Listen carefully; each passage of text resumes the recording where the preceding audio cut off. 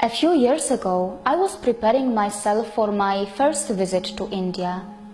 So the people who I know started to ask me what India has apart from slums, yoga and Bollywood. Many of my well-wishers warned me about my safety in India, as they had heard the news of rapes from media. But they got completely shocked when I explained to them that actually our own Western countries have a lot more rapes than India, and the correct way to understand the statistics of a crime is not by numbers, but by proportions. Due to a massive population that India has, the numbers of a crime can easily go very high, but in proportions, India is so much better than us. Only when I explained this to my well-wishers, they realized how our media had been manipulating us, and it still continues to do so. Whenever I am back in Poland or in any part of Europe, I am asked if India is interesting to travel at all. So many people around the world have a very low awareness about this country, and today I am going to tell my friends and the world citizens about India. Before I start to tell you what this country has, let me start it with a small example that one can so easily see on the streets of India. We all know how an average poor man in Europe finds it nearly impossible to take his family out to the cinemas, entertainment parks, or for a dinner, because they all cost a lot of money. In Europe, for a person on a very low budget, buying new clothes or traveling out of the city with their family is probably a dream that unfortunately never comes true. The truth is that for most of the people in Europe who have less money, eating out is mostly restricted to kebabs or just buying a bread from a supermarket, because the lifestyle in Europe is such that there are just not too many options for a poor.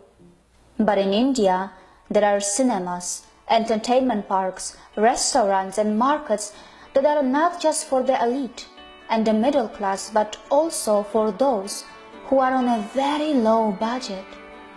In India, a poor can also buy new clothes or gifts for his loved ones, because there are so many affordable markets that are well within their reach. In India, a poor person who has a very low budget can also afford to dine out with family to enjoy those joyful family moments. And trust me, in such affordable markets, they are also selling exotic Chinese food or even an Italian pasta. How many poors in Europe can afford exotic multi-cuisine meals or a travel within their country in trains or buses? In India, there are just so many types of options and lifestyles which come in all kinds of budgets. A full meal starts from 10 rupees and can go as high as anywhere else in the world. There are multiple price categories in buses, trains, its cinemas, and in everything else to suit everybody's budget. And just to let you know, all these businesses make profits too. The super low cost and affordable markets of India are also visited by the middle class people, and many times even the richest, because they got a good bargain or they just love the atmosphere of such places that are so full of life and energy. And this is how India nourishes and protects all her citizens, by giving them so many different opportunities in different budgets, and these so many parallel lifestyles that are mingled together is a sight to see, which continues to mesmerize me every day. I like to travel in India because it has a plenty to offer. Whether you are on a shoestring budget, a middle-class traveler, or someone who wants to be pampered with the highest luxury. Whether you are a tourist, a professional, a spirituality seeker, or someone who wants to be benefited by India's medical tourism, this country welcomes everyone without any prejudice, from its salt flats to its rainforest, from its pristine islands to its volcanoes, from its cold desert of Ladakh to its great Thar desert of Rajasthan and Gujarat, from its rich jungle safaris to its mysterious ancient tribes who continue their story even today. India can literally overwhelm you.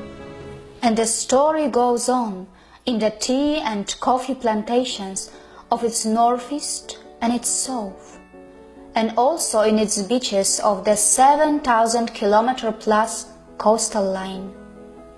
Feel the intensity of the famous Chadar trek in the mighty Himalayas, or see how the life manifests in the freezing temperatures of Tawang, or simply admire its hundreds of waterfalls